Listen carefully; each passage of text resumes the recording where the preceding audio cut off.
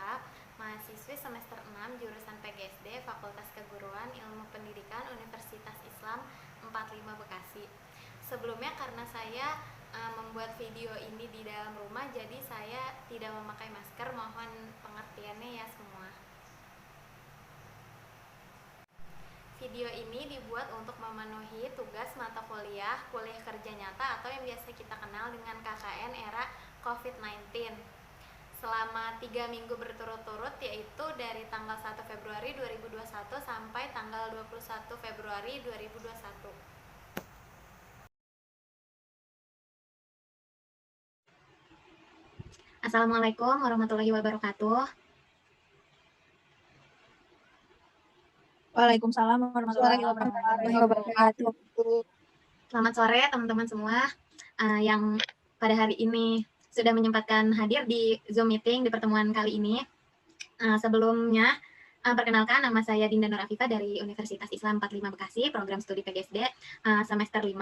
Dan di sini ada pemateri kita yang akan menyampaikan materi hari ini, yaitu Kak Indana Zulfa Putri dari Stikes Mitra Ria Husada, program studi Kesehatan Masyarakat semester 6.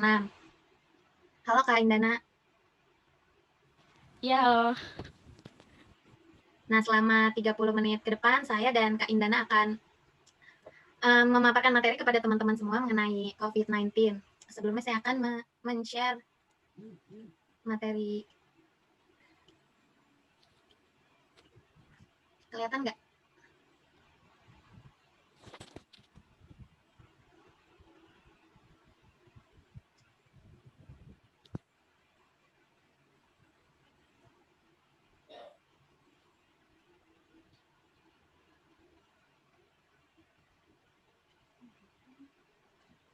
Saya akan membacakan apa itu Coronavirus Disease 2019.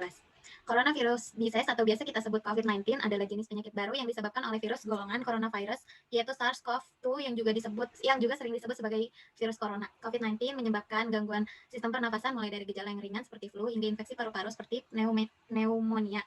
Kasus pertama penyakit ini terjadi di kota Wuhan, Cina pada akhir Desember 2019. Setelah itu, COVID-19 menular antar manusia dengan sangat cepat dan menyebar ke puluhan negara termasuk Indonesia hanya dalam beberapa bulan. Penyebarannya yang cepat membuat beberapa negara menerapkan kebijakan untuk memperlakukan lockdown untuk mencegah penyebaran virus corona. Di Indonesia sendiri, pemerintah menerapkan kebijakan pembatasan sosial berskala besar atau yang biasa kita kenal dengan PSBB untuk menekan penyebaran virus ini. Untuk kasus COVID-19 di Indonesia sendiri, akumulasi kasus positif sudah mencapai angka 1.233.959 orang dan bertambah menjadi 10.029 orang. Kasus aktif sebanyak 160.689 orang dan kasus sembuh sebanyak 1.039.674 orang ditambah 7.609 orang. Dan kasus meninggal sendiri sebanyak 33.569 orang ditambah 229 orang. Nah, selanjutnya penyebaran virus corona. Bagaimana virus corona ini bisa menyebar? Materi ini akan disampaikan oleh Kak Indana. Silakan Kak Indana.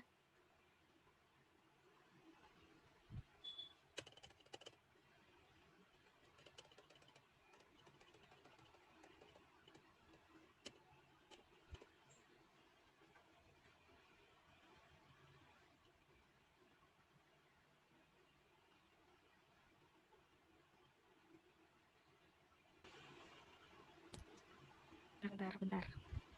Ini tadi udah dibaca? Oh, belum? Dah. Oh, ya. Virus corona atau SARS itu kan menyebarnya melalui kontak dengan orang yang terinfeksi, melalui tetesan yang berasal dari batuk atau bersin, terus bisa melalui tetesan air liur atau keluarnya dari hidung. Yaitu disebutnya droplet ya, tetesan air liur gitu. Terus bisa juga sih dari kerumunan juga bisa. Jadi biasanya kan kalau yang berkerumun tuh jatuhnya sih lebih berisiko aja sih. Makanya kan disaranin jaga jarak minimal 1 meter ya buat memutus rantai COVID-19. Terus apa lagi ya? Yang paling apa sih? Bahaya banget sih pas kerumun sih yang paling benar-benar kayak langsung cepat banget nyebarnya gitu. Kan apalagi kan kalau berkerumun kan orang-orang pada nempel. Ada yang nggak sengaja bersentuhan atau yang ya tiba-tiba nanti di situ ada yang batuk atau bersin terus dia lupa nutup hidungnya atau mulutnya kan bisa langsung cepat banget tuh nularnya itu sih. Ya makanya kita harus jaga diri kita juga sih. Pokoknya ya kalau misal lagi batuk atau bersin ya sebisa mungkin harus selalu menggunakan masker, terus tutup mulut sama hidung gitu. Terus jaga diri aja sih dari pokoknya jangan terlalu berkerumun juga. Intinya sih itu. Terus selalu cuci tangan yang baik. Jadi kalau dari luar ya sebisa mungkin cuci tangan dengan sabun. Terus pakai menggunakan air bersih. Bisa juga pakai hand sanitizer gitu. Itu aja sih. Coba next. Bentar.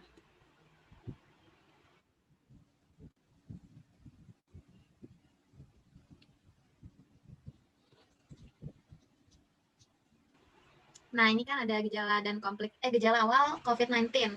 Itu diantaranya ada demam, batuk, sakit tenggorokan, sesak napas, dan pilek. Tapi ada lagi nggak sih Kak gejala lain selain di slide ini? Kan sekarang ada Ya, varian baru. ya, ya sekarang ada varian baru juga ya. Ya uh, bisa jadi apa sih yang indera penciuman tuh bisa tuh masuk ke gejala COVID-19. Terus varian barunya itu ya kayak kelelahan, terus katanya nyeri-nyeri pegel, bisa juga diare, ruam kulit, bisa tuh yang ruam kulitnya merah-merah gitu. Terus ada lagi katanya kebingungan juga, sakit kepala. Pokoknya banyak apa sih terdapat varian-varian baru. Tapi uh, katanya sih untuk sekarang gejala lama yang kayak demam, terus napas itu masih terpakai. Tapi sekarang katanya sih ada varian baru lagi gitu. Tapi yang paling mumpuni sih demam ya. Pokoknya kalau demamnya nggak turun-turun, udah nggak turun-turun, terus habis itu kayak dia demam lagi gitu. Terus habis itu misalnya kita satu orang nih demam nih di satu rumah, terus demam itu tuh udah turun di kita. Terus nanti kok malah nular gitu ke misalnya ke ayah kita, kok dia juga demam sama kayak kita gitu kan. Namanya demam kan biasanya nggak nular ya. Itu perlu diwaspadai, itu harus langsung segera tes swab biasanya apa sih terinfeksi gitu. Soalnya saudara juga ada yang kayak gitu. Jadi dia demam tadinya dia doang tuh satu orang, terus tiba-tiba kok malah nular ke yang lain gitu. Nah terus kan udah waspada tuh kan kalau karena lagi pandemi, akhirnya di tes swab kan, terus reaktif, terkena positif jadinya. Jadi makanya pokoknya kalau udah langsung nular, pokoknya hati-hati deh gitu. Itu aja.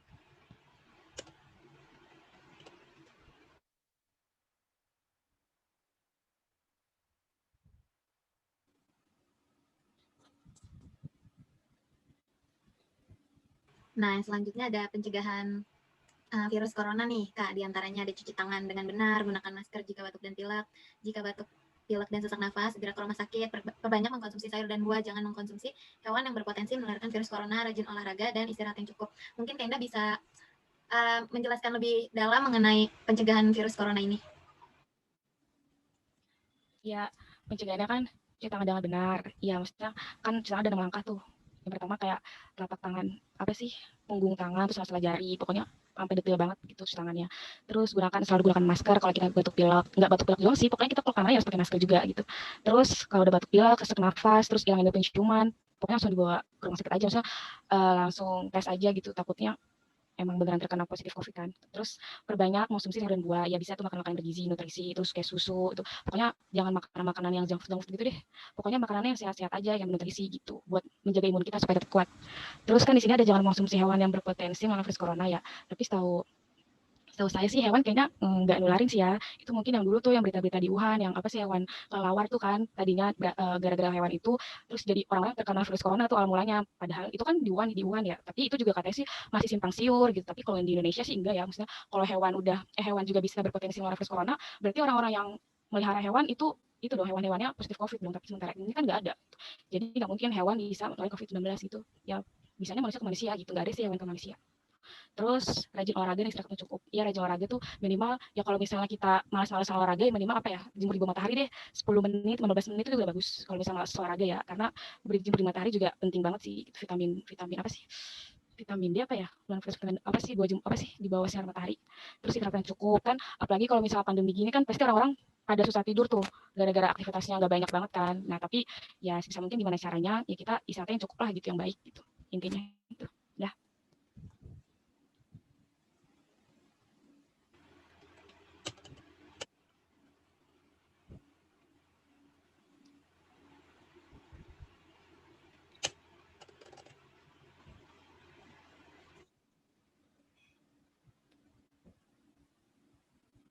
Nah, yang terakhir nih Kak, pengobatan infeksi COVID-19. Di sini kan dijelaskan tak ada perawatan khusus untuk mengatasi infeksi virus corona. Umumnya pengidap akan pulih dengan sendirinya.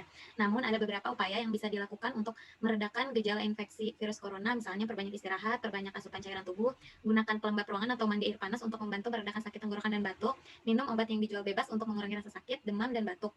Jika gejala yang dialami semakin parah dan tidak kunjung sembuh, segera hubungi penyedia pelayanan kesehatan. Tapi kan di sekarang ini nih Kak udah dikeluarkan vaksin. Menurut Kakak itu efektif atau enggak untuk mencegah corona? Ya, menurut saya sih efektif ya, karena vaksin kan tuh sebagai meminimalisir resiko apa sih penyebaran virus corona gitu. Kan namanya virus ya pasti terus bermutasi kan buat dampak ke depannya. Jadi gimana caranya nih kita harus mencegahnya gitu supaya nggak berdampak terus ke depannya gitu. Ya dengan cara kita menggunakan vaksin gitu. Efektif sih menurut saya. Terus kan sekarang banyak berita kalau habis divaksin kok kayak jadi apa sih jadi sakit segala macam gitu ya. Setahu saya sih yang namanya vaksin ya vaksin virus COVID-19 ini tuh dari virus yang udah dimatikan gitu loh ya, yang disebut vaksin mati. Jadi yang namanya virus udah dimatikan pasti otomatis nggak ada reaksi apapun, nggak ada resiko apapun gitu. Jadi nggak akan berdampak kita terkena sakit atau malah jadi penyakit tambah parah tuh enggak. Ya mungkin itu kalau yang sakit-sakit mungkin pas divaksin kondisi tubuhnya lagi nggak baik atau dia lagi ada apa ya penyakit bawaan bisa jadi kalau enggak emang imunnya lagi lemah gitu kan namanya vaksin kan membentuk kekebalan tubuh ya antibodi di dalam tubuh kita tuh vaksin berarti udah ada kekebalan tersendiri gitu jadi enggak mungkin dong apa sakit langsung dia penyakit parah gitu kayak enggak mungkin mungkin kalau efek sampingnya sih ada ya misalnya kayak panas gitu demam itu kan biasa tapi kan itu cuma sementara doang misalnya 2 hari kalau nggak 3 hari gitu kayak vaksin vaksin biasa aja kita kalau misalnya dulu apa sih vaksin apa sih ya vaksin campak gitu loh kan Imunisasi itu pasti ya. ada efek sampingnya tuh dulu yang imunisasi kan ada efek sampingnya tuh itu wajar tapi kalau sampai ke kan katanya dia lumpuh apa segala macam ada yang meninggal juga itu kayaknya enggak deh nggak mungkin kan ini kan vaksin tuh virus udah dimatikan gitu kecuali kalau virusnya masih hidup ya ini kan udah dimatikan jadi nggak mungkin sih mungkin itu yang lagi kondisinya lagi nggak baik apa gimana terus dia maksa buat divaksin kali nggak lihat-lihat dulu kondisi dia tuh baik apa enggak mungkin atau enggak buat divaksin gitu intinya terus apa lagi ya pokoknya apa ya jaga PHBS-nya aja deh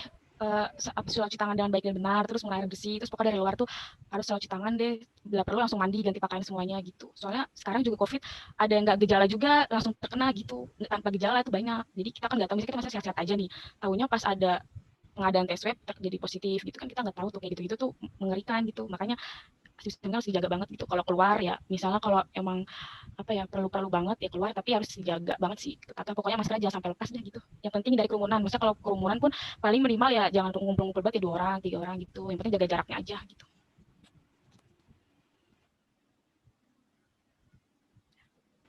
Jadi yang penting kita harus selalu menerapkan perilaku hidup bersih dan sehat ya, hindari kerumunan, Ya, terus masker juga jangan, apalagi masker yang sekali pakai tuh nggak boleh dipakai berkali-kali. ya ada tuh ya yang masker medis tuh kan itu malah sekali dibuang ya ada orang yang berkali-kali gitu ada Ya, saya ucapkan terima kasih untuk teman-teman semua yang sudah menyempatkan untuk hadir di pertemuan kali ini. Kaindana, terima kasih juga sudah menyempatkan waktunya untuk mengisi materi ini. sama Semoga pertemuan kali ini bermanfaat. Kurang lebihnya mohon maaf. Wassalamualaikum warahmatullahi wabarakatuh. Waalaikumsalam warahmatullahi wabarakatuh. Waalaikumsalam warahmatullahi wabarakatuh. Sama. Mungkin hanya itu saja yang bisa saya bagikan karena keterbatasan waktu dan keadaan di masa seperti ini. Pesan saya tetap patuhi protokol kesehatan kapanpun dan dimanapun, tetap jaga kesehatan. Terima kasih. Wassalamualaikum warahmatullahi wabarakatuh.